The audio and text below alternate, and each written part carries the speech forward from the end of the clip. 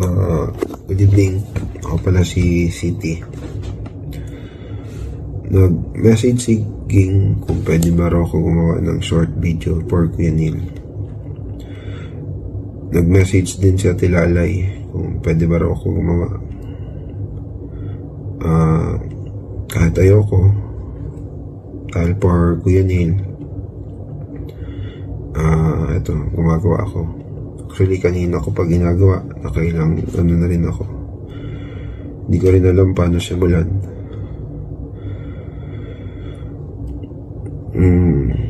Iyak din ako na lang ng iyak. Dahil si Kuya Neil, mahal na mahal ko si Kuya Neil. Nagbigay ng mga dates sa Tilalay from 1986 to 1990. Nagpa-Johnson kami, nandun si Kuya Neil. Nagpa-Bilyamor si Kuya Neil, nasa Manila ako, college na ako, kikita kami ni Kuya Neil. Malabas kami. Binibigyan niya ako advice. Nagra-ride kami ng motor. So, masasabi kong naging part si Kuya Neil ng buhay ko. Pares pa kami ng tattoo ni Kuya Neil. Bob wire, sa kanya kulay red lang. Pinatato ko to dahil nga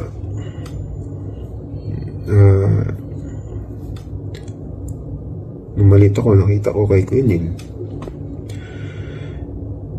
Masakit man sa akin pagka wala ngayon ni Kuya Neil nang hindi kami nagkausap, hindi ko man lang siya samahan nung panahon na naghihirap siya.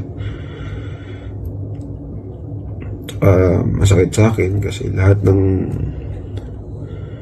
mahal ko sa buhay nagsimula kay Uncle Fidel, kay Uncle Hill, kay Papa, ngayon naman si Kuya Neil. Mga nawala sila nang hindi ko man lang sila nakausap, hindi ko man lang sila nakasama. Kahit siguro ganun, alam naman siguro ni Kuya Neil kahit pa paano. Mahal ko si Kuya Neil.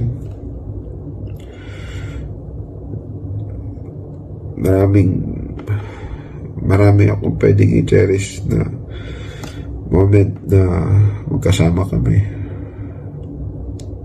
Nag-enjoy kami.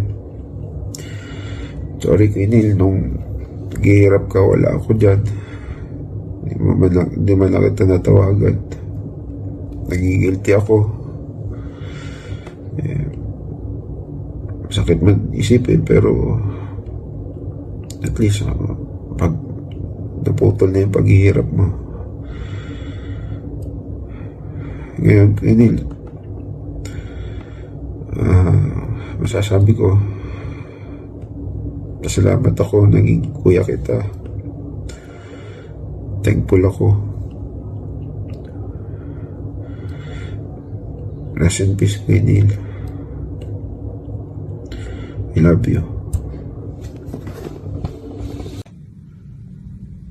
Hindi ko alam kung paano sisimulan, pero masakit magbigay ng message para sa isang taong yumao. Pero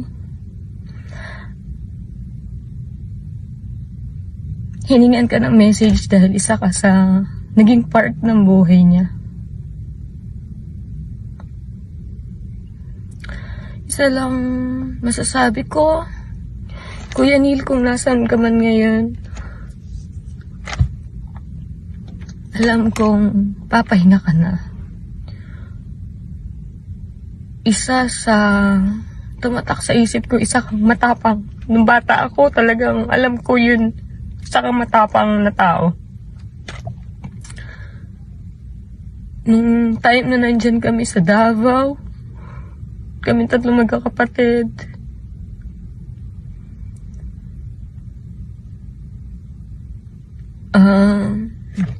talagang nakita namin yung care nyo sa aming magkakapatid.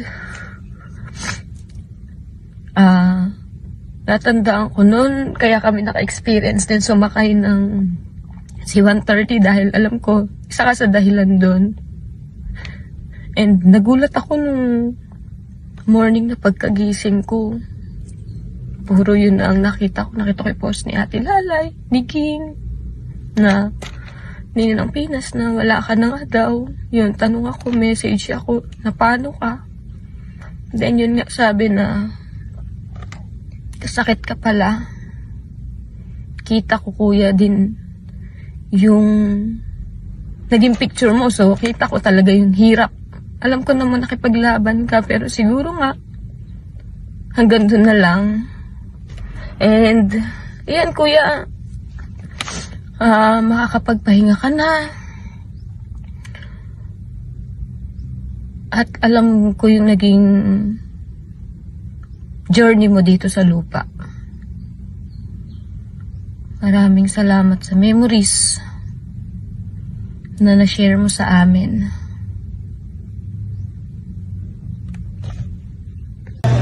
Neil was my classmate. We were seatmate when we were in second year high school. Neil was a sweet person. Kahit sipa. Ang friendship na mo ni Neil kay parang ate na ko niya at that time na magulang na siya sa buwa. So, asa pa itong mga Mira, Billy, share.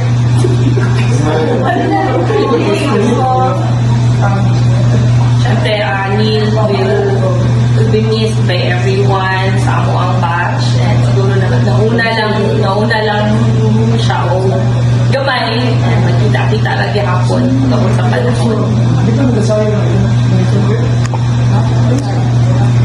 That's why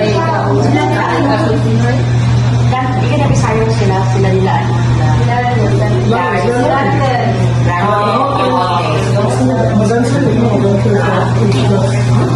Sikat si Neil sa school. Dahil po siya chicks dito. Ang sabi mga chicks, no? Ayan. Wala din. Isa po si Neil sa mga gwapo sa school, di ba? And I can also remember itong second year pa na neat kay si Neil, sa sipat na neat ang iyang polo, naka-plancha yun, iyang pants. So, kung na akong ma-remember kay Neil. Kayo ngon siya na kayo ginaplansya daw sa kayo ni mama. Oo, kay seatmate man ako na siya before. So, mag-ingon ko, Neil, ang imuhang polo ba, grabe ka, naka-plancha yun, ingon siya, kay ginaplansya yun daw sa ilang mama. Oo, so na before, di ba? Oo. Pag-ubuhay. So, si Neil, kanang isa siya sa mga need na estudyante sa school.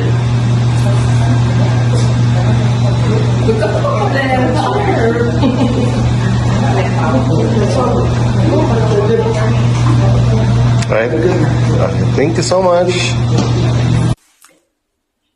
May gabi, ako si Lalay, ikso ni Neil, 5 mi kabuok, Lon, Neil, Ryan, and Sarah.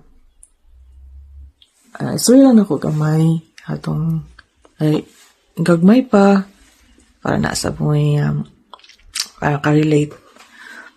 So, 1980s, nag-meet me for the first time ni Lon and Neil, gikan sila Manila.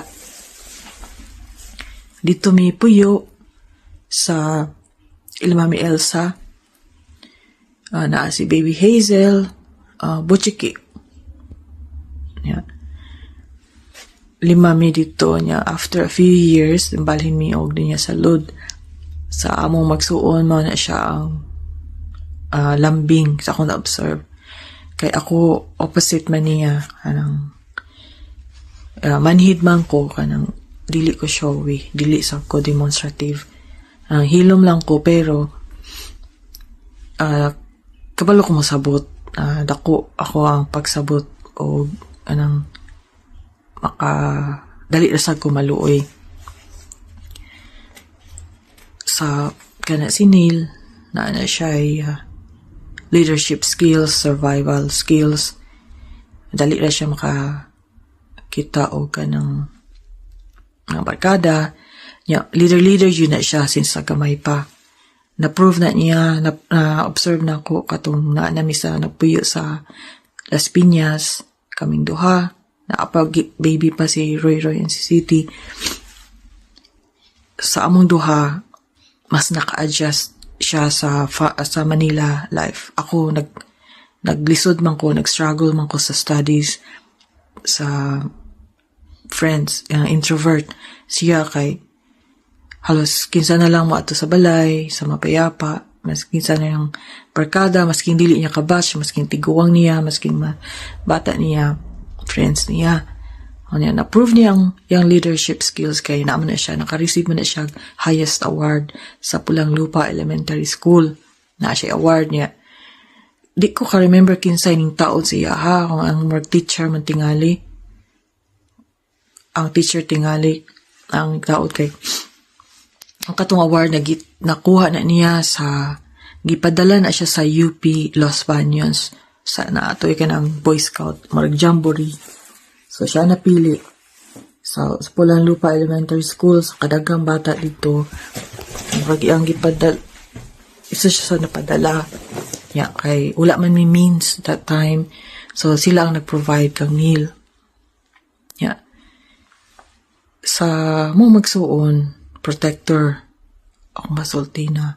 Na-prove na niya katong 9 years old ko o 29 years old ko. Twice na nahitabo nga na ako sa in danger. Naa siya.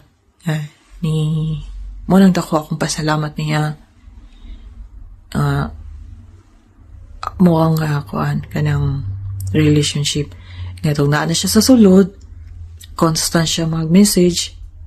Kay di man ko ka-message, igo raman ko mang-reply sa iyang message kay wala mang siya free will sa cellphone. Ug naa lang siya time o pwede siya makakupot og cellphone. Diya pa siya mag-message. O niya mong message, dinalian. Mga wala lang 10 minutes. Ang hantod niabot si Sarah by 1990s. Yeah. Ang last na ako siyang na physically nga na kita gyud is katong 29 years old ko. Yeah, most of the time most of the time puro lang virtual or message. Hantod nga nakagawa siya na lesser among communication kay lahi na yung priorities na siya new life, na siya new family. Yan na nagkasakit siya, message siya, na feel na ko, na medyo na foresee na ko, dili lang jud ko ka-express niya, pero ang lahi ang love language sa iya kanang kailangan firm para kabalo siya kung kani ang right decision, kani ang right path. So, tagaan na ako siya option kung kani mong gusto, kani ang imuhang gipili. So, kabalo siya nga iyang decision, kay happy siya sa mga na iyang napili. Sa karong pagpano ni Neil, na-realize na ako na madungga pa man ako sa ubang na ma-check igsuon. Sakit siya nga mamatay. Kay personal naman ako na experience. So, ampon ako. Tama ng iyang kalag. Kay nauna man siya. Nauna naman siya kapanaw.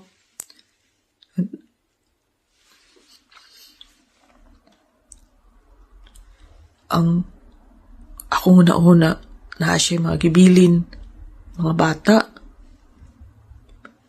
Pag una-una lang na ako gibilin na siya 4 ka responsibility. Na murag-bugat sa kong kasing-kasing kay Neil. Wala ka. Kaunta, ipadayon nimo ang paggahit sa imong mga anak. Mas, in spirit, pero, di mo pasagdan ang mga bata. So, sakit dahil mawad-an o igsuon. Neil, rest in peace.